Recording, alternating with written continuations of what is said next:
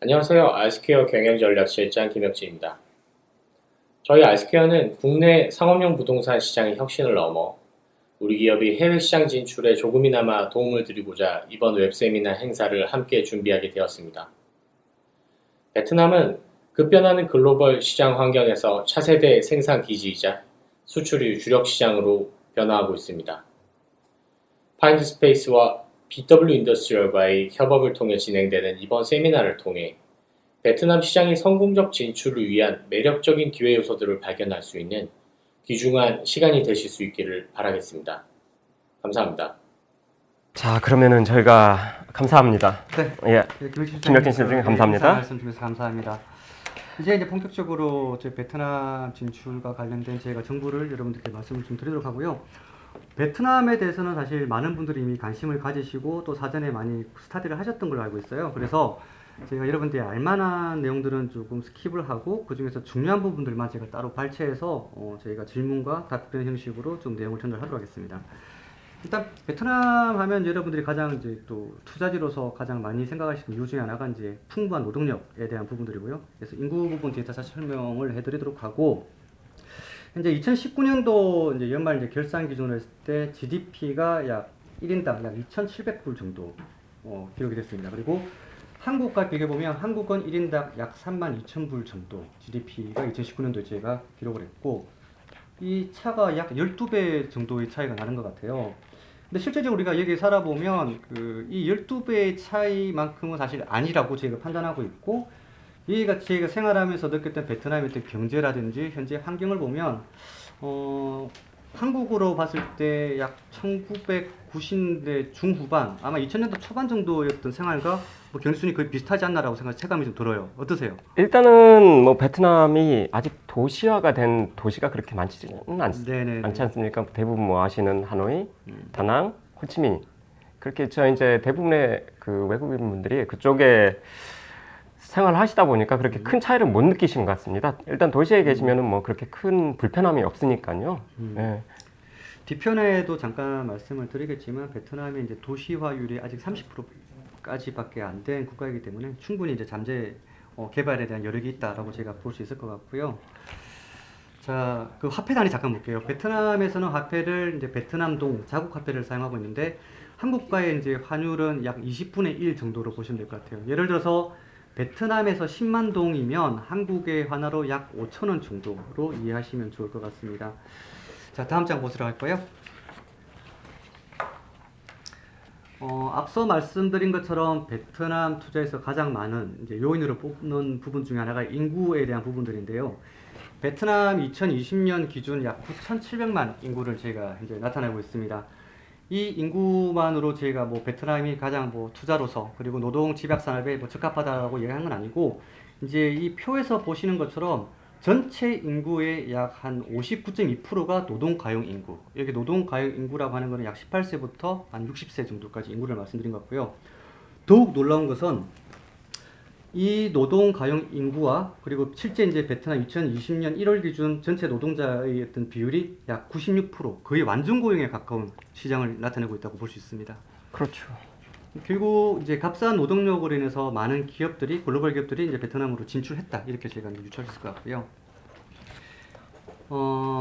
이러한 인구 구조는 2055년까지 약 한 35년간 이런 인구의 증가가 계속 저희가 예상할 수 있고, 앞서 말씀드린 이런 풍부한 노동력을 저희가 황금 인구 구조라고 이야기하는데, 이러한 황금 구조, 인구 구조가 약 2040년까지 이어진다는 그 통계 자료가 있습니다.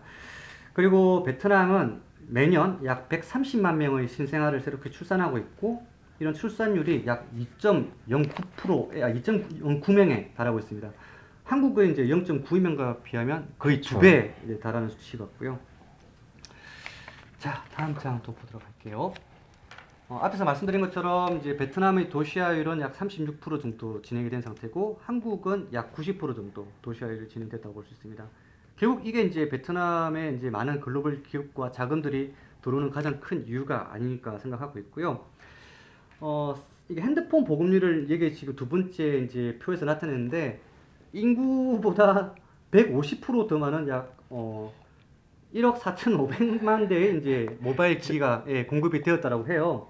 그래서 저도 뭐 깜짝 놀란 게 네. 베트남의 그 이커머스라 그러죠? 네네네. 네, 전자상거래 아주 활발하게 네네. 일어나고 있습니다. 예. 지금 젊은 층들은 대부분 음, 그 여기에 그 전자상거래를 많이 사용을 하죠. 맞습니다. 이제 조금 더 보면 그 스마트폰 보급률을 조금 더 유심히 봐야 될 것 같은데 한국이 지금 이제 세계 1위로서 스마트폰 보급률이 약 95% 정도 돼요. 근데 현재 베트남은 약 55% 정도 이제 보급률을 이제 기록을 했다고 합니다. 앞서 말씀드린 것처럼 베트남의 이제 젊은 층들은 모바일 폰으로 이제 뭐 구매를 한다든지 뭐 배달을 음식을 주문한다든지 그렇죠. 모든 경제 활동을 많이 그럼요. 하시라고 볼 수 있을 것 같아요. 자, 다음 장은 이제 베트남 일반 기후에 대한 부분이고요. 일단 베트남의 이제 주요 도시들을 좀 간단하게 하면서 좀 설명을 드리도록 하겠습니다. 제일 먼저 이제 제1의 경제 도시죠. 베트남 남부에 있는 호치민, 약 인구가 900만 명에 달하는 도시입니다. 그리고 이제 두 번째로 인구가 많은 도시가 베트남의 행정 수도인 하노이를 뽑을 수 있고, 그다음 10대 도시 안에 이제 여러분들이 좀 많이 들어보셨던 도시가 그 주요 항구 도시죠. LG 도시기도 하고 하이퐁, 예, 저희가 말씀드릴 것 같고, 그다음에 최대의 관광 도시 다낭, 그리고 뭐 여러분들이 혹시 잘 아시지 못하겠지만 남쪽에 새롭게 지금 이제 떠오르는 산업단지입니다. 그 바리아 붕따오라고 그 화학, 중공업 쪽, 그리고 이제 그 해양 선박 물류 관련된 회사들이 많이 이제 진출하고 있는 도시가 바리아 붕따오 10위에 이제 포함됐습니다. 많은 분들이 코로나 이후에 이제 베트남에 진출하는 기업들이 많이 좀 줄었을 것이다. 또는 그리고 베트남의 이제 산업 환경이 굉장히 악화됐을 것이라는 말씀을 많이 하세요. 그래서 실제 저희가 그러면 이게 얼마나 영향이 있었는지에 대해서 제가 한번 좀 통계 자료를 찾아봤습니다. 지금 보시는 자료는 2019년 12월부터 2020년 5월 달까지 이제 베트남에 새로 설립된 이제 법인 수를 나타낸 표고요. 지금 오른쪽 상단에 보시는 표를 보시면 여러분들 좀 약간 놀라실 수도 있어요. 최근에 유튜브라든지 여러 방송 매체를 보다 보면 베트남 진출에 대해서 굉장히 좀 부정적인 의견을 나타내시는 이제 뭐 언론들이 많기도 하고 또 그런 매스컴들을 많이 봤는데, 그럼에도 불구하고 현재 베트남이 가장 많이 설립하는 법인은 한국이다. 지금 약 6개월 정도죠. 6개월 기간 동안 235개의 법인이 이제 한국에서 한국 기업들이 설립됐고, 2위가 이제 179개로 일본, 뭐 중국을 기록을 하였습니다. 아래의 표를 보시게 되면 이거는 이제 그 베트남 2020년 2월 동안 베트남에 투자한 기업 국가들이 어느 정도의 어떤 투자금을 가지고 투자를 했는지 나타내는 이제 표인데, 한국이 가장 많은 법인 수를 설립했음에도 불구하고 투자금을 가장 많이 투자한 것은 싱가포르, 중국, 홍콩으로 나타났습니다. 이게 어떻게 이 표를 해석할 수 있을까요?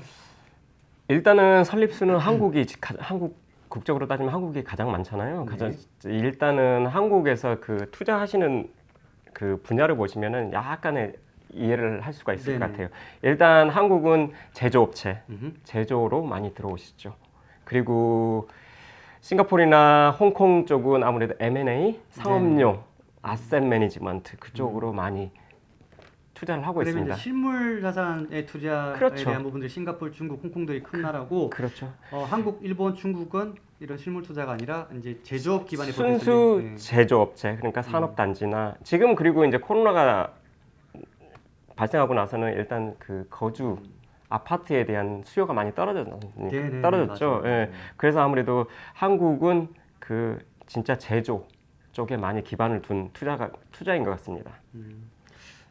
뭐 잠깐 궁금해하실 것 네. 같은데 이 코로나 이후에 이제 베트남 부동산 가격 아. 사실 많이 들어보세요. 네. 사실 뭐 저희가 지금 상업용 부동산 이야기를 나누고는 있지만 많은 분들이 궁금해하셔가지고 잠깐만 저희가 좀 짚어드리고 좀 말씀을 드리고 싶은 게, 실제 코로나 이후에 베트남의 주거용 부동산들의 가격이 떨어졌다? 100% 이렇게 말씀드릴 수는 사실 없을 것 같고, 단 임대료는 실제 코로나 이전에 대비했을 때 약 30% 또는 더 심하게 하락한 아파트 단지들이 많이 나타나고 있어요. 그런 원인이 사실 왜 그렇다고 보세요? 상업용은 제 분야가 아니어서 뭐 네. 말씀을 드릴 대충 말씀을 드리자면 일단은 대부분의 그 아파트 단지에는 그 입주하시는 분들은 다 외국 분들. 그렇죠. 주재원 그렇죠. 분들이죠. 예, 주재원이나 외국에서 이제 이렇게 베트남에 투자를 하셔가지고 오셔서 뭐 임대를 하신다거나 하시는 분들, 일단 코로나가 발생하고 나서는 전혀 그런 그 이동이 없기 때문에 예, 그래서 그 수요 공급의 법칙에 의해서 네. 예, 공급은 많은데 수요가 없다 보니까 가격이 많이 저렴하게 되는 것 같습니다. 네, 맞습니다. 예, 여기서 말씀드리자면은 일단은 그건 상업용 쪽이고요. 주거용과 네. 상업용 예, 하고 그 다음에 또 다시 말씀을 드리자면 산업용.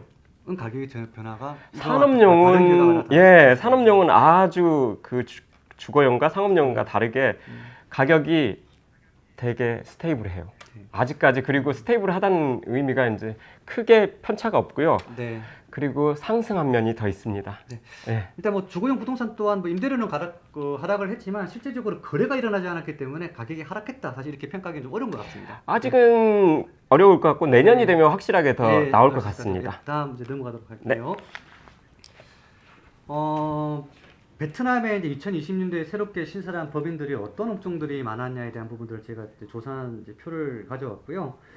사실 베트남 하면 많이 생각하시는 게 이제 섬유, 의료와 관련된 어떤 업종들을 많이들 생각하시는데 실제 조사 결과를 보니까 이제 기계 그리고 기타 생산 설비 업체들이 이제 가장 많은 42.53%의 이제 법인 설립 비율을 나타냈어요. 근데 여러분이 많이 알고 계시는 섬유 의료는 실제로 약 한 6%가 안 되는 수치를 나타냈습니다. 이걸 어떻게 해석할 수 있을까요, 제팀장님? 이 자료가 2020년 2020년 이죠? 같아요. 일단 섬유의료 쪽은 노동집약적 산업이기 때문에 일단은 진출하신 분들은 벌써 10년 전 그렇게 빨리 진출하셨죠. 네. 그래서 지금 일단 10년이 지나고 5년, 10년이 지나면 인건비 상승이 있기 때문에 노동집약적 산업은 인건비를 감당을 할 정도로 해야 되는데 지금 베트남이 아무래도 조금 그 최소 임금이 많이 상승이 됐죠. 그래서 제가 알기로는 한 2, 3년 전부터 라오스나 캄보디아 다른 동남아 지역으로 많이 진출을 하신 걸로 알고 있어요. 그리고 신규 업체가 들어오기에는 약간의 인건비를 다시 계산을 해야 되는 그런 상황인 것 같습니다. 그리고 지금 기계 및 기타 생산이라고 했는데 제가 알기로는 그 자동차 쪽이 아주 활발하게 들어오는 걸로 알고 있습니다. 특히 북쪽. 되게 뭐 현대자동차와 관련된 부분인가요? 현대자동차도 있고 지금 베트남 내에서 또 빙파스타? 빙파스트라고 이제 베트남 전기차죠. 전기차 쪽으로 지금 많이 투자를 하고 있는 걸로 알고 있습니다. 완전 조립 생산 업체라고 말씀드렸죠. 그렇죠, 예, 그렇죠. 모든 부품을 해외에서 수입을 하고 BMW 모터며 예, 이거는 어디서 오고 지금은 조립을 하고 있는데 제가 알기로는 지금 이 빙파스트 그룹에서 직접 이제 산업공단을 조성할 예정이에요. 네. 그 자동차 부품에 대한. 그래서 아마 내년 10년 안에 그 60% 이상은 베트남 자체에서 생산을 하는 걸로 목표로 하는 걸로 알고 있습니다. 알겠습니다. 네. 다음 장 보시도록 할게요. 혹시 지금 이 사이에 뭐 질문 들어오신 거 있으신가요? 아직 중요한 질문은 없으니까 여기까지 우선 진행하시면 네. 될것 같습니다. 네, 하겠습니다. 다음은 이제 베트남에 있는 이제 오피스에 대한 공급 현황에 대해서 말씀을 드릴 거고요. 지금 앞서 지금 설명드렸던 부분들이 주로 이제 좀 제조업 위주로 제가 많이 말씀을 드렸는데 그뿐만 아니라 제조업 다음으로 많이 들어오는 업종이 사실 서비스 업종이세요. 이제 이런 서비스 업종들은 이제 업무 시설과 이제 상업 시설들에 대한 공간들을 활용을 필요하신데 일단 처음에 이제 베트남에 오셔가지고 업무 시설에 대한 어떤 면적을 찾으신 분들이 사실 많이 좀 놀라세요. 왜냐하면 한국에 계실 때만 하더라도 베트남에서 사무실을 구할 때 이렇게까지 비싸게 가격이 형성됐을 거라 생각을 못 하셨고 오시는 분들이 많으세요. 그렇죠. 이게 지금 표 잠깐 보실까요? 지금 이게 호치민 남부 지도인데 여러분들이 이제 흔히 관광 오시면 가장 많이 가는 이제 중심지가 1군이에요. 1군이 오피스가 많이 밀집되어 있는 이제 오피스 밀집 지역이라고 보시면 되고 1군과 3군은 사실 그 경계가 거의 없이 붙어 있는 도시인데 한국을 예를 든다면 강남과 서초구가 이제 붙어 있죠. 우리 강남대로를 기준으로 했을 때 우척 좌척 거의 그렇듯이 오피스가 이제 같은 상군으로 보시면 될 것 같고 여기에 사실 지금 많은 수요자분들이 계속해서 오피스의 면적을 찾고 있지만 실질적으로 그런 면적들이 부족합니다. 그래서 이제 이 인근 지역들이 이제 빈탄과 그리고 4군 그리고 2군, 뭐 푸념, 뭐 덤빈 이런 지역들의 오피스들이 이제 신규 공급들이 일어나고 있고요. 가격들을 한번 잠깐 보실까요? 분포도를 잠깐 보시게 되면 1군에 있는 빌딩의 수가 다른 군에 비해서 월등히 높습니다. 결국 이제 오피스 밀집 지역이라고 말씀드릴 수가 없고 지금 임대료에 보면 이제 PAB라고 나눠져 있는데 저희가 이제 규모로서 프라임 등급, 뭐 A 등급, B 등급 이렇게 구분을 줬어요. 지금 43.6이라고 적혀 있는 게 스퀘어미터당 그 임대료가 평당이 아니죠. 예, 1스퀘어미터당 제곱미터. 예, 43.6불. 그러면 약 5만 원 정도의 돈이죠. 근데 이게 그렇죠. 한국에서 우리가 이제 임대를 할 때 평으로 따지게 되면 15만 원 이상, 약 16만 원 정도예요. 이게 지금 관리비가 포함이 또 안 됐어요. 그래요? 네, 관리비가 지금 빠진 금액이에요. 관리비가 보통 스퀘어미터당 7불 정도로 그 베트남 시장 형성이 되어 있고요. 따지고 보면 지금 평으로 따질 때 그 17만 원, 18만 원 정도. 거의 20만 원 가깝네요. 그러면 비싸네요. 한국에 지금 이제 뭐 메인 오피스 스트리트라고 말씀드릴 수 있는 데가 사실 그 종로 을지로 시청 쪽인데 네. 거기에 있는 신규 공급 오피스들이 지금 15만 원대에서 20만 원 정도의 수준에 지금 공급이 되고 있어요. 근데 이 코로나 영향으로 음. 지금 가격은 어떤가요? 저희가 이제 매달 리포팅을 하고 있는데 네. 2012년 2월 달까지 사실 오피스가 매달 가격이 상승을 했었어요. 근데 2020년 2월까지 상승을 했다가 2020년 2월부터 한 5월 달까지는 하락은 거의 없었어요. 거의 정체의 부합 상태를 이뤘었고 대신에 이제 좀 외곽에 있는 중소형 빌딩들의 가격 하락은 실제로 네네. 있었습니다.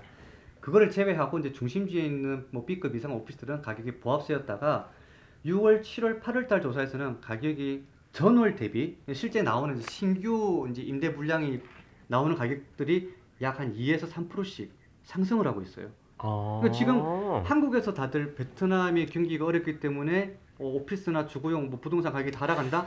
저희가 조사했던 결과하고는 전혀 상반된 내용이라고 말씀드릴 수 있을 것 같습니다. 이게 부합되는지 모르겠는데 제가 어제 조사를 했는데 네네. 베트남 9월 달까지 올해 상승률이 경제 성장률이 2%더라고요. 그래요. 네, 네네. 코로나 상황에서도 2% 이상 성장을 했더라고요. 높은 건가요? 아무래도 다른 나라에 비하면 높은 거죠. 올해 중국 빼고는 네. 중국이 제가 알기로는 1.6%? 한국이 올해 마이너스 성장. 마이너스 네네. 1.8 정도 떨어진 걸로 알고 있습니다. 근데 네. 그게 OECD 국가에서 중국 다음으로 높은 OECD에서 그래도 가장 높은 성장률이라고 하더라고요. 네네. 네. 그러면 지금 베트남이 현재 9월까지 2%대 경상률이 굉장히 높은 수치라고 제가 그럼요. 판단을 제가 뭐 나중에 얘기 더 드리겠지만 지금 예상하는 게 HSBC 은행이나 피치라고 그 신용 평가하는 그 회사인데 거기서 지금 내년에 한 8% 이상, 네. 8.02% 정도 예상을 하고 있는 걸로 알고 있습니다. 내년 성장률이 역시 단지 그 코로나가 언제 끝났냐 이게 문제죠. 네, 뭐 좋은 결과가 있을 거라고 보고요. 네. 일단 오피스 가격 조금 더 말씀드리면 사실 1군에 들어갈 수 있는 기업들은 이제 글로벌 리딩 기업이나 대기업들 위주일 것이고 사실 그러한 기업들보다는 여러분 중소기업들이 많이 들어오실 거예요. 그럼 사실 1, 3군을 보시기보다 뭐 3군의 매각 또는 이제 빈탄군, 2군, 4군 쪽 오피스를 보시는 게 이제 가장 더 적합하지 않을까 이렇게 말씀드릴 수 있을 것 같습니다. 다음 보실까요? 자, 다음은 이제 북부죠? 하노이, 북부 지역 제가 말씀드리도록 할게요. 북부 지역의 중심지는 이제 여러분들이 관광지로 많이 알고 있는 그 호안키엠 호수 아마 가보셨을 거예요. 호안키엠 주변으로 이제 구도심 오피스들이 많이 형성이 돼 있고 그리고 좌측 끝에 보시게 되면 이제 그 투림이라고 나와 있을 거예요. 여기가 네 가격이 이제 새로운 신도시가 계속 형성되고 있고요. 그래서 이제 중심지 호안게임에서부터 이제 투림으로 오피스가 계속해서 공급이 이어지고 있다 보시면 됩니다. 좌측 이제 표를 보시게 되면 뭐 호안게임이 이제 프라임크 오피스가 26.3, 이게 호치민과 비교했을 때 약 한 60, 70% 정도 수준밖에 안 되는 낮은 임대료의 가격이 하노이가 형성되고 있다 보시면 되겠어요. 다른 이유가 있을까요? 아무래도 서비스 업종의 진출이 북부보다는 남쪽에 더 많이 치우쳤다라고 볼 수 있을 것 같고 그리고 최근에 하노이 쪽 공급이 호치민보다는 훨씬 더 활발했다 이렇게 볼 수 있을 것 같아요. 수요 공급에서 약간 차이가 났기 때문에 이런 현상이 나타나지 않았나. 그리고 여러분들이 이제 하노이 쪽에 많이 알고 있는 그 경남 기업에서 지었던 랜드마크 72. 그게 이제 투림이라는 지역의 남투림에 위치하고 있어요. 여기 지금 이제 프라임급 숫자 1이라고 찍혀 있는 게 이제 그 경남 기업에서 지은 랜드마크 72라고 보시면 되고 임대료가 약 26불. 아까 호치민에 있는 프라임과 비교했을 때도 이것도 뭐 절반 가격이네요. 절반 거의. 조금 높은 수준. 네.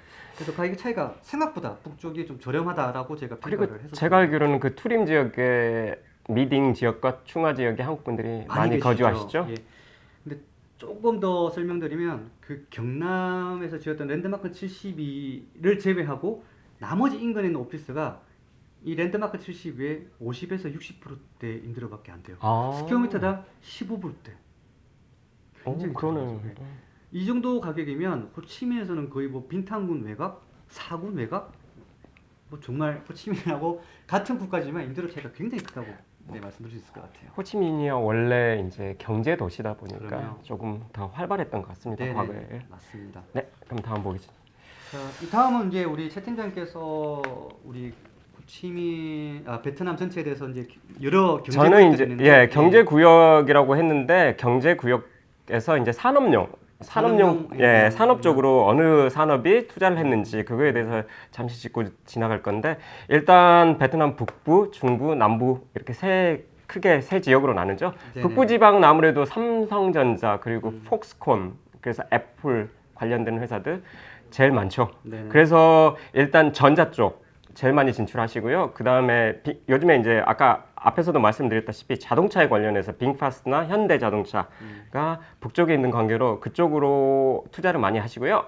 일단 중부는 그리고 부지가 다른 데에 비해서 많이 저렴하죠. 부지 가격도 저렴하고 인건비도 조금 저렴한 관계로 섬유 쪽으로 많이 진출을 하시고요.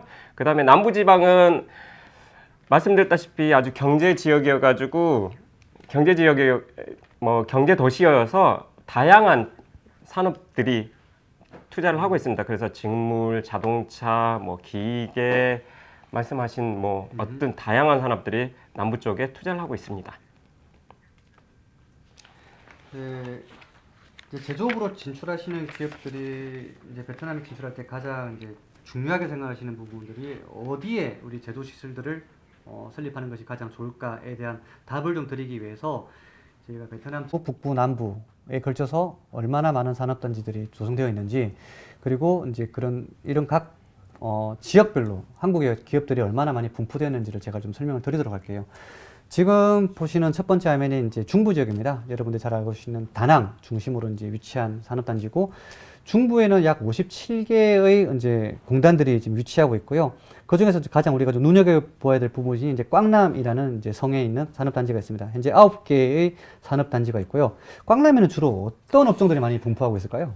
꽝남은 제가 앞에서 말씀드렸다시피 중부이기 때문에 아무래도 인건비와 그 부지 가격이 많이 저렴하죠. 저렴하죠. 예, 네, 그래서 저렴하죠. 섬유 쪽 그리고 약간의 유해 산업, 그러니까 페인트, 오염물 유발 시설이라고 그렇죠. 말씀하시죠? 폐수 처리할 수 있는 폐수 처리를 해야 되는 그런 쪽으로 많이 진출을 하고 있습니다.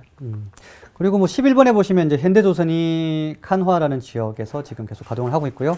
칸화가 위치가 이제 이게 표시는 안 됐지만 제일 아래쪽 우측에 보면 이제 그 야짱이라고 있습니다. 야짱 인근에 위치하고 있는 야짱은 한국 분들 많이 아실 거예요. 그죠, 관광지로 관광지죠. 유명하죠. 예. 관광지로 아주 유명하죠. 현대조선이 지금 이제 오퍼레이션 한 지가 몇 년이 지났어요. 그래서 제가 알기로는 몇 달 전에도 특별 입국으로 해서 한 300명 정도 기술자분들이 들어오신 걸로 알고 있거든요. 네. 다음 보도록 하겠습니다. 북부 지역 산업단지 현황입니다. 북부 지역은 약 124개의 산업단지가 위치하고 있고요. 일단 가장 중심지에 있는 하노이, 그리고 이제 눈여겨봐야 될 부분이 방닌, 그리고 현대자동차가 이번에 이제 새로 들어가는 님빈, 그리고 LG전자의 도시 하이퐁, 이렇게 우리가 눈여겨볼 수 있을 것 같고, 그렇죠. 지금 방닌에 어떤 기업들이 주로 지금 많이 진출을 하고 있고, 어떤 업종들이 많이 기업들이 들어오고 방寧 있을까요? 저희가 이제 한국 분들이 제일 많이 아시는 방寧이죠. 삼성의 도시. 그렇죠. 예, 삼성의 도시 맞습니다. 그래서 한국의 남부로 따지자면 품위흥 정도의 7군 정도의 그렇게 생각을 그렇게 하시면 될 거예요. 많으세요? 네, 네. 한국 분들이 아주 많으세요. 방寧쪽에는. 그래서 방寧일단 말씀드렸다시피 삼성전자, 그다음에 폭스콘. 네. 폭스콘도 이제 중국에서 많이 철수를 해서 지금 방寧쪽하고 박장. 요즘에 한참 박장으로 많이 오시긴 하세요. 네, 그쪽으로 지금 확대를 해가 투자를 점점 증가를 하고 있는 상태고요. 그다음에 하이퐁은 아까 말씀드린 자동차, 네네네. 빙파스트가 지금 위치한 그 지역이고 하이퐁 이쪽에 광寧이라고 있죠? 네네. 광寧지역에 아마 제가 알기로는 그 빙파스트에서 자동차 그 부품 산업단지를 조성할 예정으로 알고 있습니다. 실제로 지금 이제 임대 공장, 임대 매니저로 활동하시면서 네. 실제 이러한 대기업들과 관련된 그 밴드 업체들이 문의가 좀 실제로 많이 이어지고 있나요? 그럼요. 특히 이제 많이 오시는 분들이 물론 한국에서도 많이 오시는데 또 중국에서 중국이 아니고 중국. 죄송합니다. 네, 괜찮습니다. 네. 중국에서 많이들 네. 문의가 오세요. 네. 지금 이제 코로나 때문에 조금 이제 자유 이동이 잘 안 돼서 제한적이지만 지금 9월달 이후로는 한국에서도 문의가 많이 들어오서 그럼 그리고 중국에서 벤더들이 많으시죠? 전기 전자 관련된 기업들 전기, 많으시는 거예요? 전자 그리고 자동차. 자동차 관련 자동차가 좀 많으세요. 자동차 그다음에 이제 삼성 물론 삼성 밴드분들. 예, 가전전자 그런 쪽으로 문의가 많이 오십니다. 네, 다음 남부 보도록 할게요. 네. 남부는 여러분들이 잘 아시는 이제 호치민 그리고 이제 빈증, 동나이 많이 들어보셨을 거예요. 과거 동나이 빈증하면 사실 그 섬유, 의류 그리고 이제 신발 관련된 업체들이 굉장히 많이 있다라고 인식을 하고 있었는데, 동나이 쪽에 많죠. 네. 근데 최근에 이제 그런 관련 업종들이 외부로 이제 많이 빠져나갔고, 실제 저희가 이제 대표적인 기업들을 조사하다 보니 뭐 삼성전자는 호치민에 이제 사이공 하이테크 파크라고 이제 구군에 위치한 공단에 위치하고 있고, 민정에는 이제 코롱, 뭐 금호 타이어 같은 기업, 뭐 동나이에는 사실 효성, 한세, KCC, 그리고 롱안은 사실 롱안 쪽은 이게 물류 기업들이 되게 많이 계신 것 같아요. 그게 이제 롱안이 저 부두와 가깝다 보니까 네. 그런 장점이 있죠. 물류 그다음에 FMCC라 그러죠. 그 식음료, 식음료, 예, 맞습니다. 식음료 쪽 그쪽으로 많이 그리고 일단 롱안이 또 접근성이 가깝기 때문에 그 도시로의 접근성. 네. 호치민에서 롱안성이 약 한 30분 정도 거리, 40분 정도 거리. 그리고 이제 그 베트남에서 이제 그 해상으로 물류량이 가장 많은 데가 사실 그 깔라이 항구라고 호치민 남부 쪽에 위치하고 있습니다. 그래서 그 깔라이 항구가 그 호치민시와 롱안성 그 중간 정도에 위치하고 있기 때문에 여러 물류 업체들이 롱안 성 쪽에 있는 그 공단들을 많이 선호하시는 것 같으세요. 자, 다음 이제 보도록 하겠습니다. 제가 이제 베트남에 이미 진출해 계신 기업들을 한번 조사를 해봤어요. 그래서 남쪽 호치민 인근에 이제 진출한 한국 기업들이 어느 성에 어떤 업종들이 이제 가장 많이 진출했는지를 제가 좀 이제 분포도를 좀 조사를 했었고요.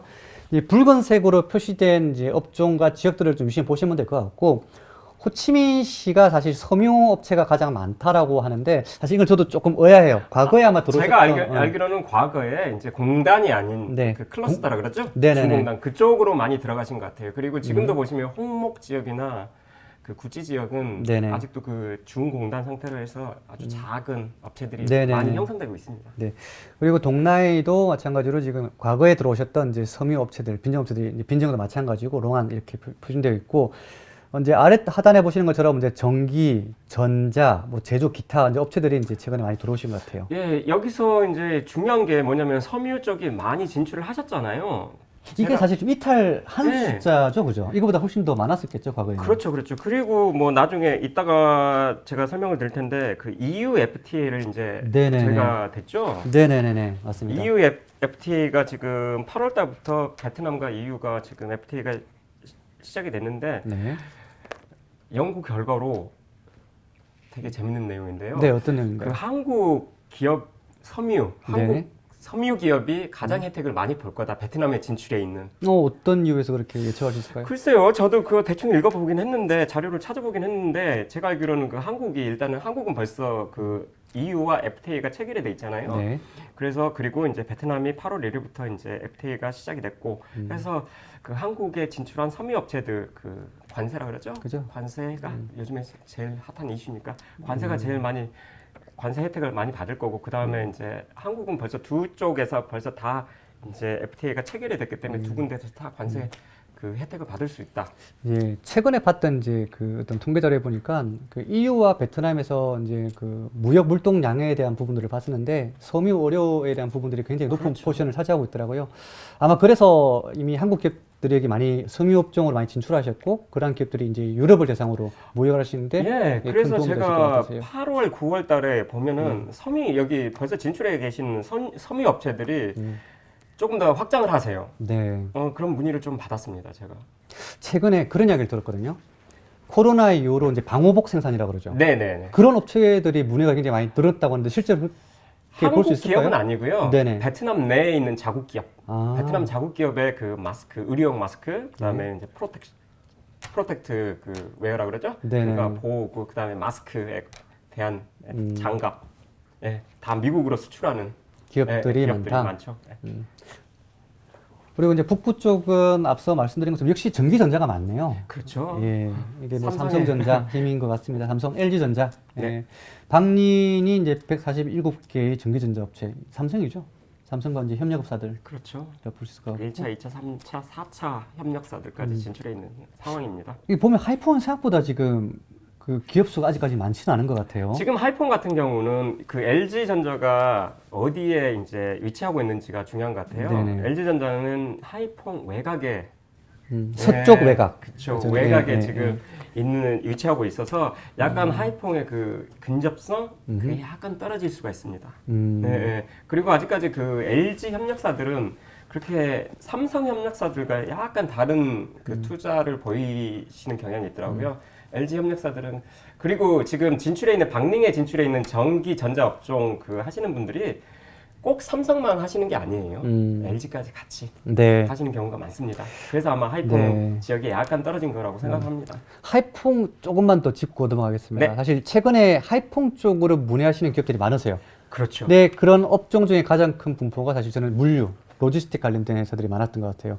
이게 이제 앞서 우리가 설명드렸죠. 깔라이 항구라고 호치민에 있는 이제 남부에 있는 항구인데 그 항구에서 이제 수출에 대한 물동량이 1위고 이제 가장 또 근소한 차이로 이제 하이퐁이 물동량이 위라고 합니다. 그렇죠.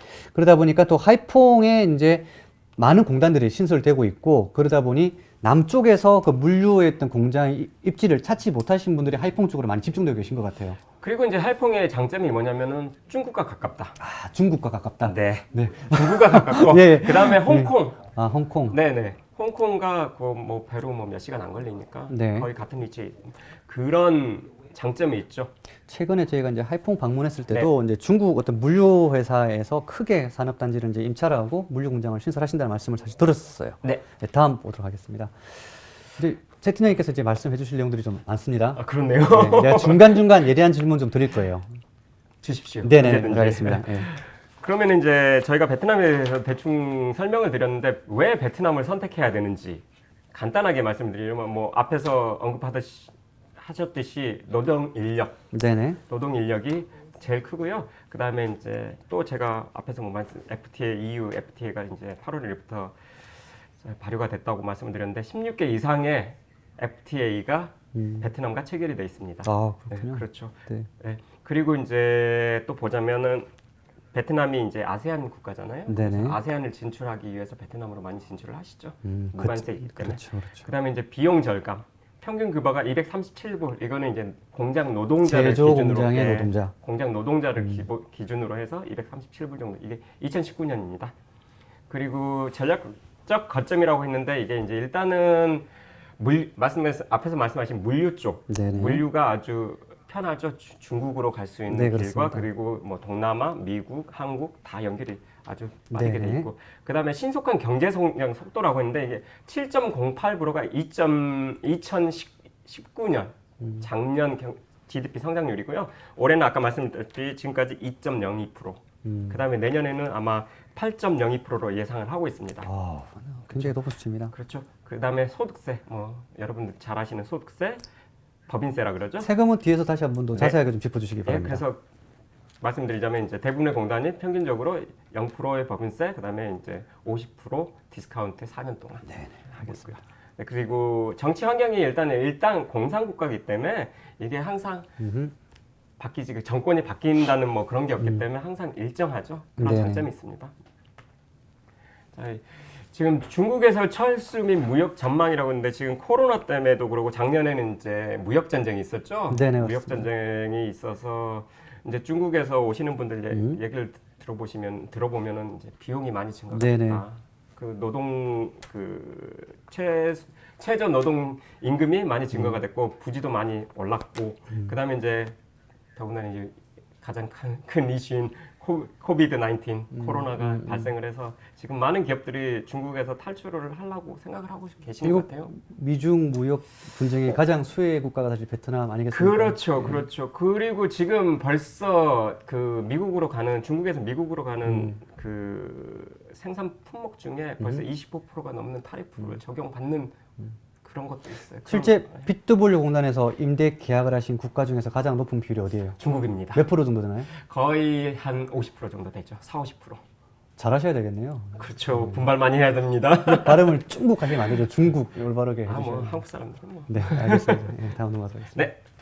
그러면은 이제 앞에서 말씀드린 부지를 부지 매입을 하느냐 아니면 임대 공장 리싱을 하느냐 이거에 대해서 중요하죠. 잠깐 예, 설명을 중요하죠. 해주시자면은 일단 제가 간단하게 요약을 했어요. 왜 임대 공장이며 왜 부지 사용권을 근데 한국 분들이 이제 생각하셔야 될 게 여기는 이제 공산국가다 보니까 네. 이제 부지나 그런 게 다 국가 소유지 않습니까? 그럼요. 예. 그래서 부지를 매입을 하는 게 아니라 토지 사용권을 매입을 하는 맞습니다. 거죠. 그래서 제가 여기에 부지 사용 매입이라고 사용권 매입이라고 네네네. 기재를 했습니다. 일단은 임대공장 같은 경우는 저희가 뭐 대기업도 물론 임대공장을 하는 경우도 있지만 대부분 이제 중소기업. 예, 중소기업. 왜냐면 이제 또 사이즈를 다양하게 할 수가 있거든요. 사이즈가 뭐 여기 500스퀘어라고 했는데 500스퀘어면 한 200평? 200평서부터 가능하니까. 그리고 이제 최소의 초기 투자 자본. 그러니까 초기에 투자할 수 있는 게 보통 미니멈으로 저희가 이제 잡는 게 50만 불. 50만 불 정도 하고요. 그다음에 이제 행정적 그 서류 절차가 아주 간소하죠. 네. 예. 그런 경우가 있고 그다음에 이제 부지를 매입할 경우에는 1헥타 이상 네. 무조건 매입을 하셔야 되고요. 그다음에 이 행정 절차가 아주 까다롭습니다. 그렇죠. 그렇죠. 저 질문 드릴 게 있어요. 네. 드려도 되나요? 네. 지금 그 임대 공장이면 지금 사무실 임차할 때 임대 계약하는 거랑 그 같은 개념으로 이해하면 되는 건가요? 그러니까 그 공간을 만들어 지어지는 공간에 내가 들어가서 그렇죠. 사용하는 기간 동안 임대료를 낸다. 그렇죠. 그럼 보통 임대 계약 기간은 어느 정도 잡으세요? 보통 이제 미니멈으로 3년을 잡죠. 최소로. 3년. 네. 3년이면 어떻게 짧다고 봐야 되나요? 이게 오퍼레이션 하는데 처음 세팅 기간이 되게 오래 걸린다고 들었는데 이게 임대 기간에 포함이 되나요? 아니면 이거는 제외하게 되나요? 아, 저희가 이거는 오퍼레이션은 물론 포함을 시켜야죠. 포함을 시키는데 대부분 3년이면은 1년 여기서 이제 그 법인 투자를 하실 때 3년간의 스테이블 이어라고 있어요. 네. 저희가 아, 1년, 예, 1년은 그 투자금이 3년 안에 들어와야 되는 거고, 네네. 예, 총 투자. 그래서 3년으로 보시고 3년 정도 되시면은 이제 사업을 하시다 보면은 3년 정도 되면은 이게 이제 가감 이게 자료가 거의 수집이 된 상태거든요. 그러면 그 다음에 이제 그 다음 단계로 넘어가시죠. 그러면 계약 기간 동안에 임대료 인상은 없나요? 아, 물가 상승률 인상이 조금은 있습니다. 공단마다 약간 차이가 있어요. 있고. 예, 없는 데는 없습니다. 그러면 약 5% 내외 정도라고 수정하면 될까요? 5%에서 한 10%. 10% 사이. 예. 10%면 사실 굉장히 높은 높죠. 인상률이네요. 근데 이제 그 공단마다의 약간 차이가 있습니다. 알겠습니다. 일단 네. 다음 장 보도록 할까요? 아, 여기는 제가 이제 그냥 예시를 들은 거고요. 저희 이제 임대공장 미북 3단지와 그다음에 이제 박리 쪽 네. 공장 보여드리는 거고, 그다음 물류창고는 저희가 지금 탐부청이라고 구치 쪽에 지금 쇼피라고 여기 전자상거래죠. 네. 업체죠. 저희가 지금 빌투수스로 지어줬고 지금 탐부청에 저희가 물류창고를 계속 하고 짓고 있습니다. 근데 또 질문 드릴 부분이 네. 사실 저희 쪽으로 문의하시는 업종 중에 또 가장 많은 분포가 사실 물류 업종이세요. 아, 근데 아시겠지만 우리 산업단지에서는 물류가 들어갈 수 있는 부지가 쿼터가 정해져 있죠. 그렇죠. 그래서 찾다가 찾을 수 없어서 되게 지금 난처하시는 기업들이 많은데 네. 지금 예를 들어서 BW 공단에서 임대창고를 다 조성을 했어요. 네. 예를 들어 가지고 뭐 10헥타를 조성을 했다. 근데 어느 물류업체가 와서 이 10헥타를 전부 물류로 사용하고 싶다. 이게 가능한가요? 공장을 말씀하시는 네. 거죠, 창고. 창고를 아, 일단 저희는 그 공장은 물류창고로 사용이 가능하십니다. 만약에 임대 공장이면 그렇죠. 다 같이 전환이 왜냐하면 저희는 이제 그 공단에서 IRC를 받을 때 IRC에 이제 어떤 걸 할 수 있다는 그런 품목이 있는데 저희는 임대 공장 및 물류 창고라고 정해져 있습니다. 그래서 가능하죠. 그래요? 네. 알겠습니다. 다음 보시겠습니다. 일단 저희 뭐 회사에서 어떤 이제 저거를 하시면은 그 투자를 하시면은 저희 회사에 투자를 하시면은 어떤 걸 저희가 도와드릴 수 있는지 그거에 대해서 잠깐 덮여 보시면 되고요. 저희가 지금 주로 해드릴 수 있는 게 이제 법인 설립에 대한 무료 지원. 제일 어렵죠? 이거 잠깐 짚어드릴게요. 네. 모든 공단에서 법인 설립 업무를 다 해주시지 않으세요. 그렇죠. 그러다 보니 실제 이런 제조업 법인 설립을 하는데 외부 법무법인이나 컨설팅 업체를 쓰게 되면 최소 7,000불에서 뭐 10,000불 이상 업종의 2만 불. 2만 불 난이도에 따라 가지고 그렇죠. 높아지는데 이 비용을 전혀 발생치 않고 공단에서 다 진행해 주신다는 거죠. 네네네. 지금 질문이 하나 오신 게 있는데요. 네, 그 다음 질문하고 제가 말씀드릴 거랑 그 동일한 질문이라 가지고 제가 다시 말씀드리겠습니다. 예, 일단은 저희가 법인을 설립하는데 IRC, ERC라고 하죠. 네네. 예, 그거에 대해서 저희가 설명을 해드리고 그다음에 무상으로 지원을 해드리고요. 유상으로 지원해드린 게 이제 소방 관련과 환경 관련해서는 저희가 유상으로 제공해드리고 있습니다. 저희 뭐 이거는 다음에 보여드리면 되는 거고요.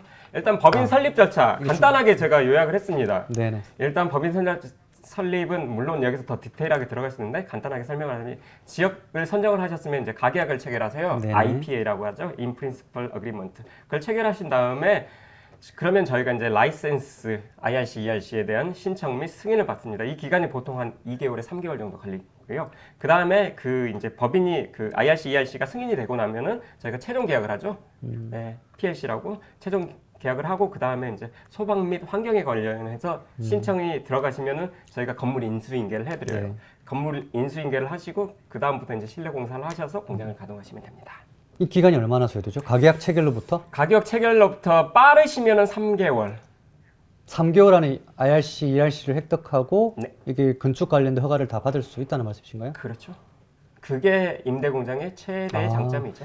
좀, 빠르시게 네. 제가 이제 이거는 이제 보통 평균 기간이고요. 네. 제가 진짜 빠르게 한 데는 한 달 반. 한 달 반 만에? 네. 이게 그래서 우리가 지어진 임대 공장에 이제 업체 못 만들어라는 케이스였던가요? 그렇죠. 아니죠. 거기도 이제 라이센스를 다시 받았어요. 받았어요? 왜냐면 오. 이제 거기 또 이게 좀 복잡해지는 더 구체적으로 들어가면 좀 복잡해지긴 한데 이게 개인 투자냐 또 법인 투자냐에 다르죠. 따라서 그 예. 시간이 약간의 준비 기간에 준비 설이면 준비 기간에 그 기간이 약간은 차이가 있습니다. 아무래도 개인이 하면 좀 빠르게 진행이 되죠. 아 그런가요? 예, 예. 그래서 제가 진짜 빠르게 한 저희 미프 입주자분은 한 달 반에서 두. 제가 뭐 말씀하시죠. 아니요, 지금까지 나와 있는 통계 자료상으로 보더라도 분명히 한국에서 우려하시는 것보다는 조금 다른 상황이라고 말씀드릴 수가 없고, 지금 이렇게 우려하시는 상황 속에서도 이제 법인 설립 수라든지 투자의 금액들이 줄지 않고 계속 늘어나고 있는 추세다.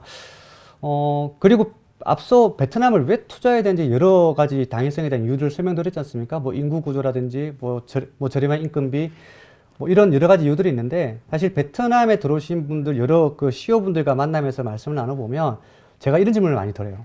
향후 언제까지 베트남에서 이 사업을 영위하실 수 있을까요? 대부분의 질문이 짧게 미니멈 5년 정도 보십니다. 사실 이번 코로나로 인해서 일시적인 좀 중단 현상이 있었고 침체가 있었다고 보더라도 실제 사업을 하시는 분들 입장에서는 뭐 일시적인 어떤 상황이지 이게 장기적인 관점에 봤을 때 예, 뭐 충분히 매력 있는 거라고 볼 수 있다고 저는 판단되고 있습니다. 예, 그리고 제가 뭐 앞에서 말씀드렸다시피 지금 예상을 그 큰 HSBC나 은행이나 네. 뭐 금융권에서 예상하는 게 빚자 반등이라 그러죠. 내년에 네네. 8% 예상을 하고 있기 때문에 아마 긍정적이지 않을까 생각합니다. 앞으로 맞습니다. 향후 몇 년간은 예, 네, 다음 답변됐으면 넘어가도록 할게요. 이제 그 저희가 앞서 행사 지나기 전에 말씀드린 것처럼 현업에서 일하면서 가장 많이 들었던 질문들을 저희가 좀 정리를 해봤어요. 그래서 짧게 좀 답변 드리면서 가볼게요. 이거는 이제 공단이기보다 첫 번째 질문입니다. 뭐 공단이기보다 일반 오피스라든지 그 상업용 이제 특히 우리 그 리테일 점포대에 대한 계약들 할 때 가장 유의사항인데, 베트남이 한국처럼 뭐 인터넷으로 등기부등본을 열람할 수 있거나 어떤 건축물회장을 볼 수 있는 사실 그런 환경이 안 돼 있습니다. 예. 그러다 보니 한국이 이제 과거에 뭐 한 3, 40년 전에 우리 집문서, 땅문서라고 하죠. 등기필증. 그 등기필증을 아직도 사용하고 있는 국가입니다. 그러다 보니 내가 임대차 계약할 시점까지도 제가 계약하는 사람이 뭐 주인인지 아닌지를 우리가 확인을 못하고 계약하는 수가 있어요. 그럴 경우 반드시 임대차 계약하기 전에 이제 흔히 말하는 레드북이라고 합니다. 그 토지에 대한 사용 정서에 보게 되면 이 사람이 사용할 수 있는 토지 기간이라든지 그리고 소유자에 대한 정보가 확인이 되어 있어요. 간혹 토지에 대한 사용 정서를 분실하신 분이 계신데 이런 케이스가 많아요. 그때는 이 소재지가 위치한 그 동사무소를 가시게 되면 소유주 확인 증명서를 발급받을 수 있습니다. 그걸 확인하시고 계약을 하시면 되고요. 이 질문 드릴게요. 네. 공단에서 네. 내가 이제 계약을 하려고 하는데 네. 대부분 이렇게 알고 계세요. 베트남에서는 땅은 50년을 빌린다. 자, 그래서 내가 이 공단을 계약하려고 하는데 지금 내가 이거 빌리면 몇 년 동안 땅 사용할 수 있어요? 많이 물어보세요. 어떻게 그러세요? 계산해요, 이거? 아, 그거는 그 공단의 차이죠. 공단이 언제 이 토지 50년의 토지 사용권을 그 계약을 했냐. 그 시점이죠. 계약 시점이죠. 그 시점이기 때문에 공단에서 만약에 35년이 남았다. 그러면은 35년 동안 사용할 수 있는 기간입니다. 네. 지금 시간이 이제 거의 완료가 된 것 같은데, 그러면 제가 이제 자동으로 등록되다 보니까 곧 창에 닫힐 거예요. 그리고 다시 여러분들 들어올 수 있게 제가 준비해 드리겠습니다. 일단 지금 남은 부분이 있기 때문에 창에 닫히면 뭐 너무 당황하지 마시고 다시 접속하셔가지고 이 방으로 들어와 주시길 바랍니다. 저희가 이제 처음에 세팅하는 시간이 좀 너무 많이 소요가 돼가지고 준비했던 내용들을 다 미처 설명을 못 드렸습니다. 죄송하고요. 한 10분 정도 시간 할애해 주시면 남은 부분 Q&A 부분들 제가 설명드리고 마무리하도록 하겠습니다. 창이 닫히면 이 링크 다시 타고 들어오셔가지고 다시 제 입장 요청 드리겠습니다. 그리고 뭐 궁금한 사항 계시면 아까 자, 말씀 네, 그렇습니다. 땅을 그렇게 장기간 다시 한번 말씀해 주세요. 예, 네. 일단은 그 공단에 따라 틀린데 공단이 언제 조성이 돼서 정부와 그 계약을 맺었냐에 따라서 그 사용 기간은 달라집니다. 예를 들어서 어느 그 개발사에서 2000년부터 2050년까지 땅을 계약을 받았어요. 네, 근데 내가 2012년도에 계약을 했습니다. 그러면 38년 남았죠. 38년 남게 되는 그렇죠. 거죠. 이게 종료되면 어떻게 되나요? 글쎄요, 그 아직까지 그 종료된 예가 없어요. 그래서 지금 제일 가까운 게 이 7군에 있는 탕추안이라는 공단인데 그 공단이 지금 20년에서 21년 정도 남은 걸로 알고 있거든요. 네. 그래서 근데 거기에 대한 확실한 답변은 없습니다. 그래서 지금 저희가 계속 연장은 될 거예요. 이렇게 말씀을 드려요.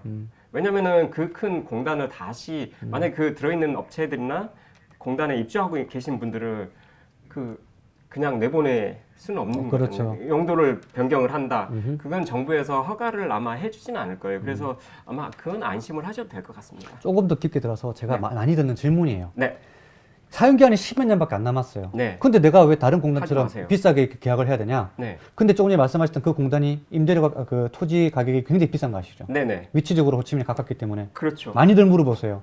십몇 그렇습니다. 년밖에 남지 않았는데 가격이 왜 이렇게 비싸냐? 대신에 이제 그거 있죠.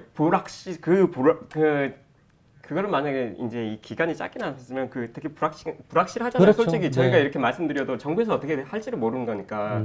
그렇기 때문에 그 불확실성은 뭐 어쩔 수가 없이 투자하시는 분이 가져갈 수밖에 없는 상황입니다. 그러면 뭐 지금은. 기간이 짧은 공단은 굳이 적극적으로 검토할 이유는 그렇죠. 없다. 그렇죠.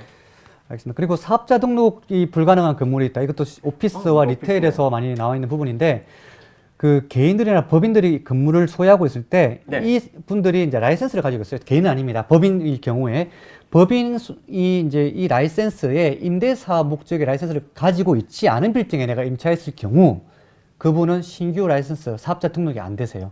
그래서 반드시 임대차 계약을 하시기 전에 임대인의 그 라이센스를 반드시 ERC를 확인을 하셔야 됩니다. 이거는 공단하고 똑같은 거네요. 아, 그래요? 네네네. 이거는 이 부분은 공단도 마찬가지인데 그 공장 이제 부지를 매입을 하실 때 처음에 공단에서 그 IRC라고 그러죠. 네네네. 거기서 그걸 받으실 때 거기에 재임대라고 돼 있지 않으면은 재임대를 하셔도 되는데 그 들어오시는 분이 라이센스가 나요. 라이센스를 발급을 최근에 못 그 받습니다. 사고를 제가 들었었어요, 이야기를. 아, 그게 신규 공단 부지를 매입하신 게 아니라 네. 기존에 어떤 분들이 소유하고 있던 거를 서브리스로 이제 매입을 하신 네네네. 건데 그분이 재임대, 서브리스 사업이 안 되셨던 거예요.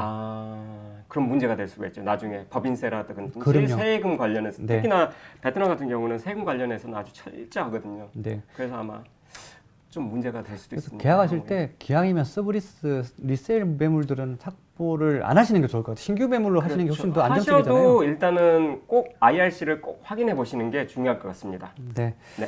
그 다음에 이제 이거는 이제 팀장님께 제가 여쭤봐야 될 네. 질문인데 다른 법인이 이미 소유하고 있는 그 공장을 우리 제3법인이 이 공장을 매입을 할 수 있을까요? 매입할 수 있죠. 어떤 방식으로 주로 이루어지나요? 그 거의 M&A 방식이죠. 그래서 그러니까 방식? 저희 이제 회사에서 하는 거는 예, 말씀하세요.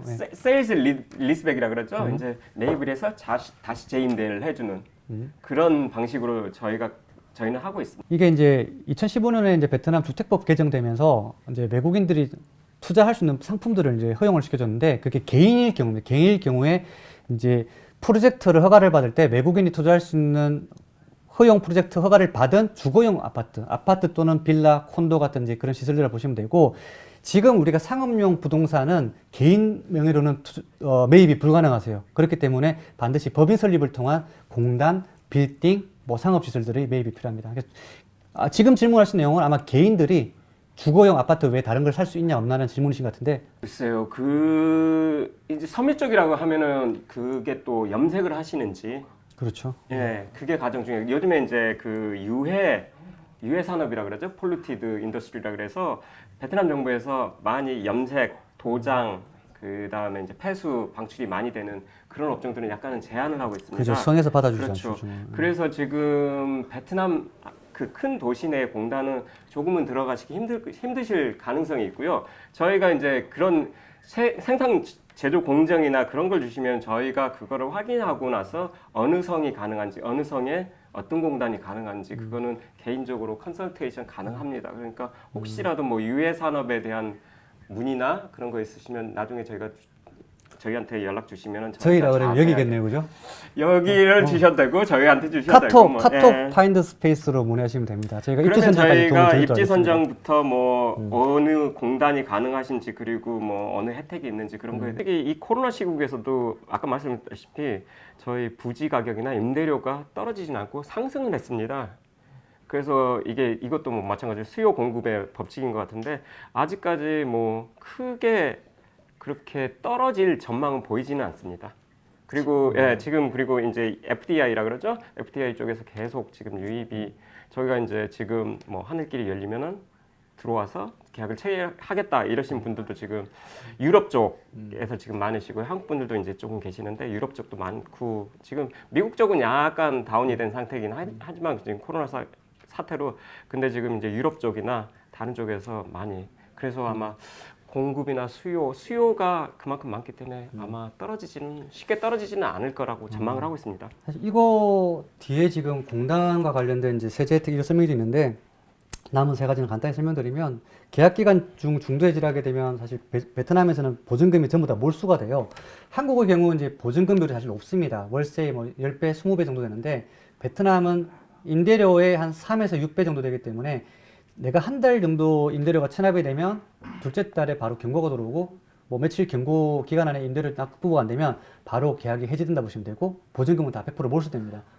그리고 오피스의 리테일 다 마찬가지고요. 그리고 계약 기간은 사실 저는 현재 시점으로는 길게 잡는 게 좋아요. 왜냐하면 계약이 종료되고 임대료를 재측정할 때 마켓 프라이스로 가게 되면 사실 지금 우리가 아까 5% 정도 인상 말씀하셨잖아요. 그거를 훨씬 월등히 넘어서는 가격으로 마켓 프라이스 형성되기 때문에 계약 기간을 길게 잡으시되 그러니까 약정 계약 기간이 종료되고 나면 사전 노티스로 계약을 종료할 수 있는 그런 이제 그리고 게 좋을 것 같아요. 일단 물가 상승률 자체가 거의 6% 정도 되니까 맞습니다. 그게 상승률이 한 6% 정도라고 생각을 하시면 되니까 뭐 그렇죠. 그럼 계약 기간을 길게笼統으로 잡는 게 약간 좋죠. 5년 정도? 5년에서 한 네. 10년 사이, 5년에서 7년 그 정도 잡으면 뭐 베트남 중개 수수료 물어보시는 분 계신데 베트남은 한국처럼 중개업법상으로 누가 내라 얼마 내라 잘 정해진 게 없어요. 근데 관행상으로 임대인들이 대부분 납부를 하고 있습니다. 하지만 임대인들 중에서도 중개수수료를 납부하지 않는 건물들이 있어요. 뭐 공단도 실제 그런 사례가 있고요. 그럴 경우 이제 실제 임차하는 매수하시는 분들에게 중개수수료를 청구할 케이스가 있습니다. 자, 패스하도록 하겠습니다. 자, 이제 설명 좀 부탁드릴게요. 네, 최저임금. 최저임금 저희가 이게 2019년 기준이고요. 저희가 보시면 지역을 1급지, 2급지, 3급지, 4급지 정도로 나누거든요. 저희가 보시면 그래서 일단 1급지 같은 경우가 제일 높은 하이퐁, 바방, 미폭이라고 되어 있는데 여기 이제 빈증 지역이죠. 네. 빈증 동나이 지역. 그 다음에 이제 2군 지역이 방寧. 방寧을 대부분 분들이 1급지라고 많이 생각을 하시는데 2급지입니다. 네. 근데 솔직히 말씀드리면 이 1급지, 2급지 그렇게 큰 차이는 없을 거예요. 근데 문제는 이제 어떤 기업이 들어와 있냐. 그러니까 방寧같은 경우는 삼성이 들어가 있기 때문에 그 임금이 높죠. 다른 지역보다는 높죠. 약간 높습니다. 그래서 그 2급지라는 그런 게 크게 별 의미가 없어요. 예, 그런 지역이 있습니다. 실제 저희 회사에 이제 문의하셨던 기업인데 섬유회사세요. 네. 섬유 의료 기업이신데 어디 지역 성을 선택하시고 저한테 질문을 하셨어요. 한국의 제조업 기업들이 없는 곳을 추천해달라. 왜 그러시냐? 한국 기업들은 분명히 인건비가 높게 형성되어 있을 것이다. 그렇죠, 그렇죠. 그러면 이 근처에 자기가 이런 섬유 의료 공장을 이제 만들었을 때 네. 급여 차이가 많이 난다는 거죠. 그렇게 그렇죠. 되면 근접한 거리에 있으면 자기 노동자들이 저쪽으로 흡수될 가능성이 높다. 그래서 한국 기업들이 없는 쪽을 선호하시는 기업들도 있으셨어요. 그럴 경우도 네, 없지 않아 있죠. 있으시더라고요. 예, 네. 이게 워낙 민감한 민감한 부분이죠, 분위기여가지고 알겠습니다. 네. 그러면 다음 뭐 보시죠. 보험이라고 돼 있는데 여기는 이제 보험은 이제 노동자 그다음 기업에서 얼마만큼 이제 이 얼마만큼 내야 되는지 네. 예, 월별로 뭐 노동자 같은 경우 사업보험 8%, 의료보험 1.5%, 실업노동 1%, 뭐 노동자비 1%이 정도 내고 기업에서는 밑에 보시다시피 이 정도 부과가 되고 있습니다. 예, 그럼 이건 넘어가고요. 그다음에 소득세. 이건 이제 법인 소득세죠. 법인 소득세인데 이제 기본적으로 뭐 많은 분들이 다 아시리라고 생각합니다. 이게 이제 2년 기본적으로 뭐 하시는 게 2년 무료, 4년간 50% 디스카운트 해서 기본적으로 20%인데 이제 그러니까 50% 디스카운트 되면 10%죠. 향후 4년간 그렇게 형성되어 있고 여기 보시면은 1년, 2년, 3년이라고 돼 있죠. 1, 2, 3 여기는 이제 아까 말씀드렸듯이 스테이블리어거든요. 네. 이게 투자금이 이렇게 들어와야 되는 시기. 그러니까 이게 투자를 할 때 법인세를 할 때 투자를 할 때 초기 투자자본이니까 초기 투자자본을 따지면은 그러니까 이게 이제 정관 네. 차트드라 그러죠. 차트드 캐피탈이 있고 그다음에 론 캐피탈이 이렇게 나눠져 있는데 이게 보통 지역성 그 성에 따라 약간 틀린데 24개월, 12개월에서 36개월 안에 들어와야 돼요. 네네네, 그렇죠. 예, 그래서 차트드 같은 경우는 저희가 90일 이내 그 라이센스가 나오고 IRC, EIC가 나오고 90일 이내 들어와야 되고요. 그 나머지 그게 이제 50% 초기 투자자본의 50%가 들어와야 되고 그 나머지 50%는 이제 론 캐피탈이라 그래서 이제 2년, 3년 이 기간에 나눠서 내는 거예요. 20% 나올 수도 있고 30% 낼 수도 있고 해서 100%가 3년 안에 나와야 된다. 그래서 이 기간을 유예 기간으로 둬요. 그 다음에 이제 2년 동안 무료.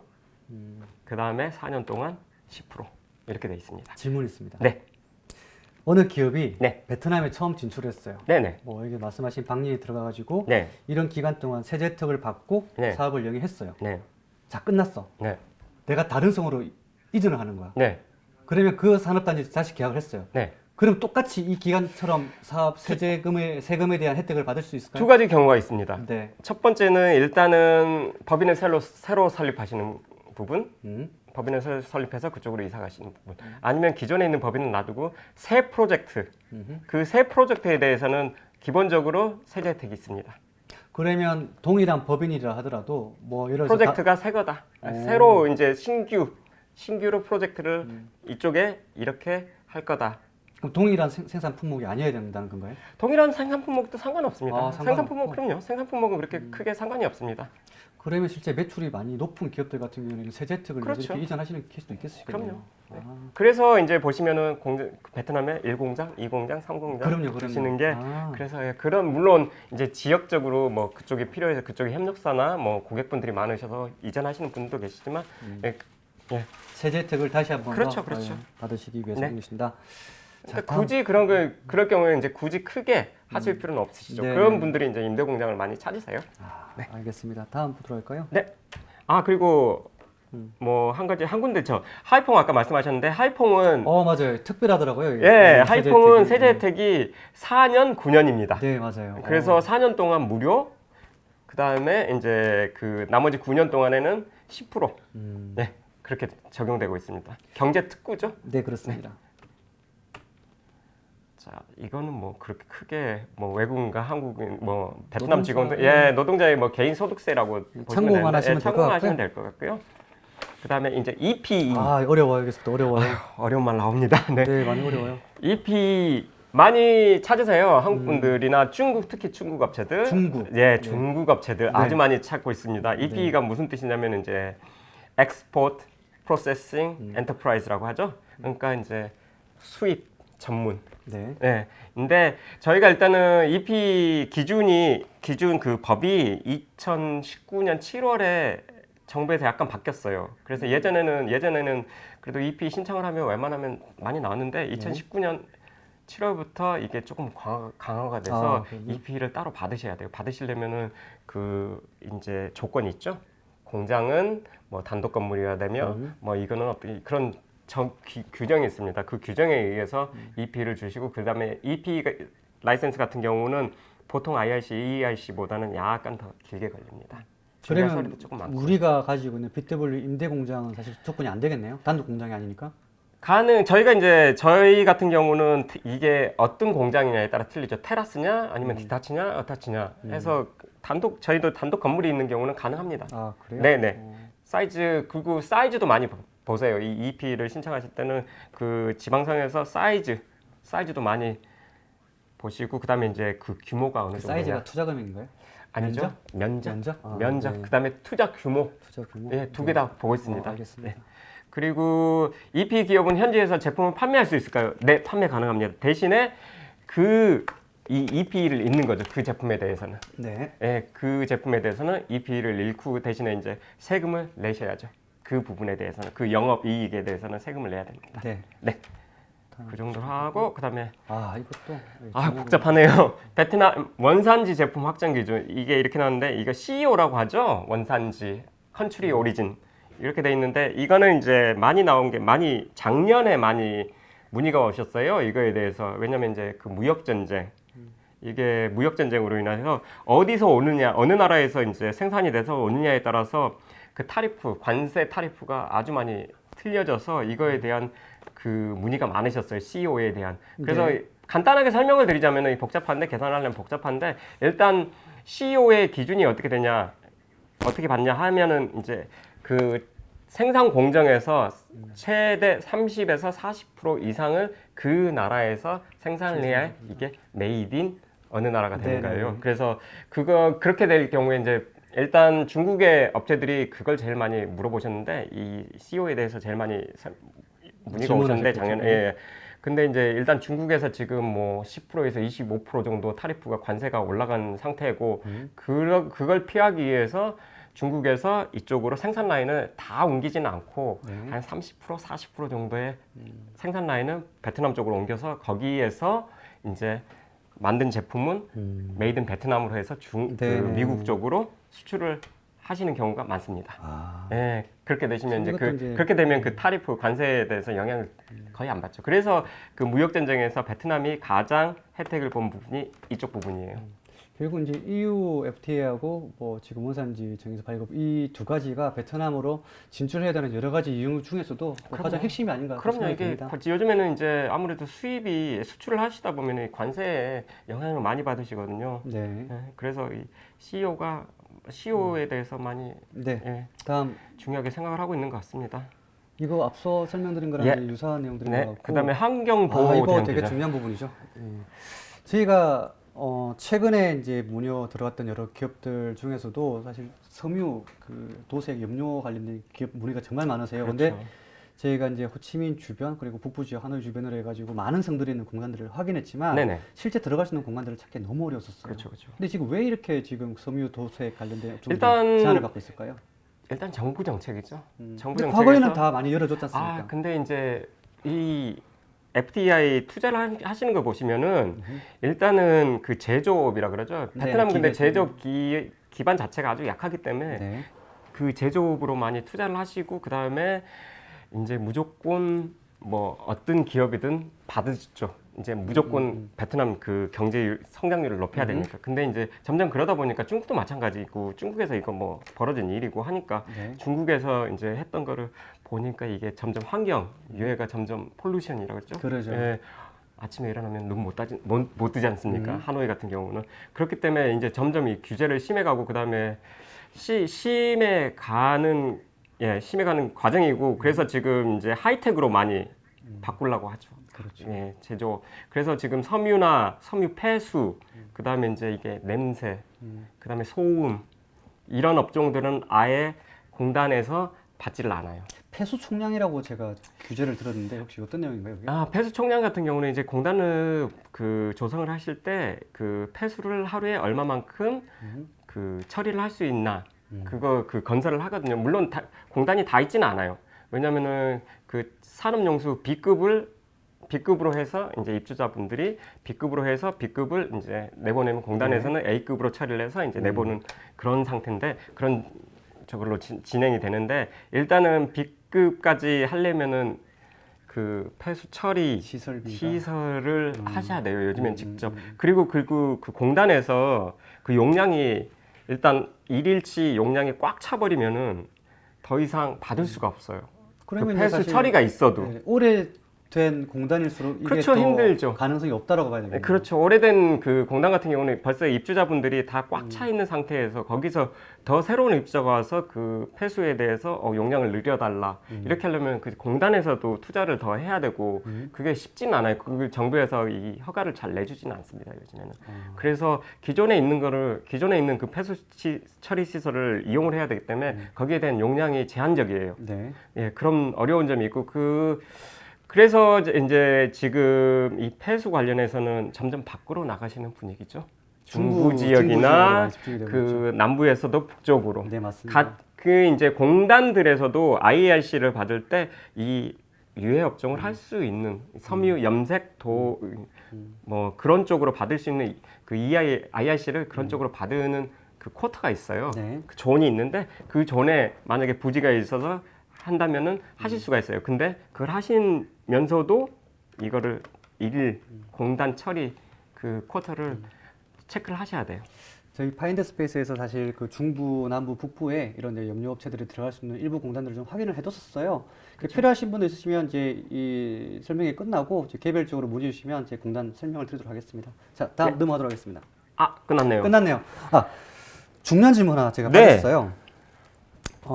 그 산업단지에 이제 입주를 소유를 하게 되면 네. 그 토지 사용료라는 부분들이 사실 이게 비용이 지급되는 데가 있더라고요. 네네. 근데 제가 알기로는 토지 사용료는 그 처음에 이 산업단지를 조성한 디벨로퍼들이 비용을 부담한다고 들었는데 보통 그렇게 하죠. 예, 근데 그렇지 않은 케이스들이 있어요. 근데 이게 지금 토지 사용료라는 게 정확히 무엇이고 뭐 얼마의 비용을 납부하는 건가요, 이게?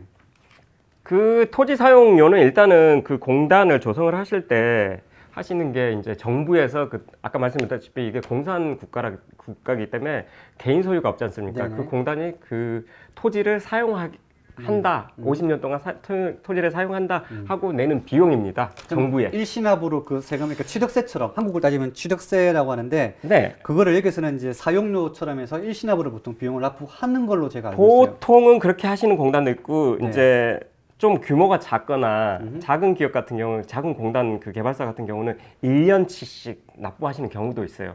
그렇게 되면은 그 입주하시는 분들이 문제점이 발생할 수가 있어요. 1년, 50년 대부분 50년 내세요. 납부하세요. 정부에. 근데 이제 1년치씩 하시면은 은행에서 대출을 못 받으시죠. 융자를 못 받는다. 그렇죠. 대출을 못 받으시죠. 왜냐면은 이게 담보대출인데 이게 그 50년치 다 냈어 공단에서. 그래서 내가 이 토지 사용권을 40년 남아있다. 그럼 40년에 이걸 샀는데 그거를 보고 담보대출을 해주시는 건데 만약에 1년치씩 내시면은 그 부지나 건물은 1년치밖에 그러면 이제 그렇죠. 실제 대출 실행 금액이 굉장히 낮거나 안 될 가능성이 거의 높겠네요. 불가능하죠. 1년을 보고 물론 그러네요. 신용 대출이 되면 모르겠어요. 그 이제 그 업체가 오래돼서 뭐 신용이 이만큼 있다. 그러면 그거를 담보로 신용을 담보로 대출을 받을 수가 있는데 이 담보 대출 있잖아요. 그러니까 네. 뭐 시큐리티 그 론이라 그러는데 그거를 하시려면은 아무래도 1년 가지고는 어림이 없죠. 외국계 기업이 은행에서 대출을 받을 수가 있죠. 그럼요. 받을 수 있죠. 여기 그 거래 실적이 없더라도 신생법인이라도 매입 비용으로 잡을 일단 수 매입 있을까요? 비용으로 네. 잡을 수 있다. 네, 몇 가능합니다. 프로까지 가능할까요? 글쎄요, 그거는 저도 잘 모르겠습니다. 그거는 아마 은행마다 약간의 차이가 있는 것 같습니다. 근데 그 이제 그 부지 가격이나 그리고 이제 부지 가격 그다음에 그 건물 지을 그런 거에 따라서 많이 좌지우지하는 것 같습니다.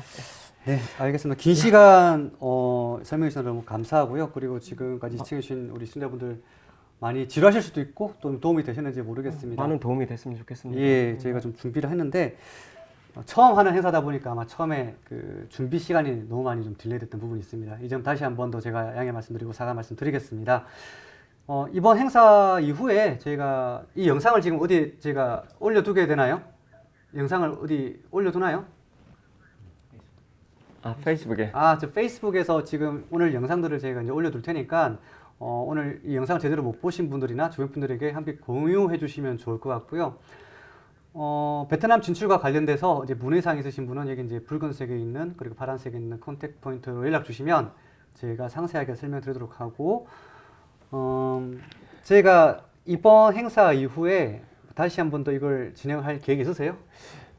글쎄요, 오늘 참여율을 보고 한번 결정을 하죠. 그리고 이제 오늘 참여해 주시는 분들 만약에 이제 문의가 계셔가지고 저희한테 뭐 파인드 스페이스나 아니면은 저희한테나 뭐 알스퀘어로 연락을 주시면은 아 여기 참여했습니다 하시면은 저희가 아, 그럼요. 예 조금의 베네핏을 드려야 되지 않을까 생각을 합니다. 그래서 그때 우리가 말씀하신 게 뭐 오시는 분들에서 공항에서 픽업부터 공단 시찰에 대한 차량 무상 지원. 네 약속하시는 거죠? 약속을 지켜야죠.